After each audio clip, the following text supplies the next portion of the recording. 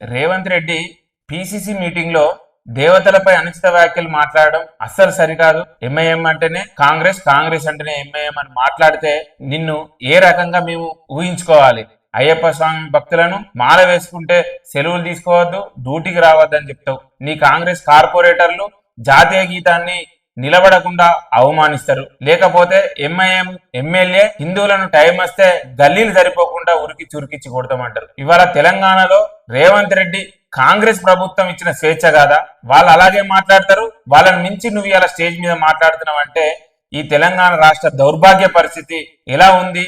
ఈ హిందూ సమాజాన్ని గౌరవించాల్సిన అవసరం నీకు ఖచ్చితంగా ఉంది. ఎందుకంటే నువ్వు తెలంగాణ రాష్ట్రానికి ఒక సీఎం పదవిలో కూర్చున్నావు. ప్రజలందరూ ఏ మతస్థుడైనా ఏ కులస్థుడైనా గౌరవించాల్సిన బాధ్యత నీకున్నది. ఖబర్దార్ రేవంత్ రెడ్డి, ఇలాంటి మాటలు కనుక మాట్లాడితే నీ సెక్రటరియేట్ ముట్టడియాల్సి వస్తుంది. నువ్వు వెంటనే తక్షణమే హిందూ సమాజానికి క్షమాపణలు చెప్పాలి.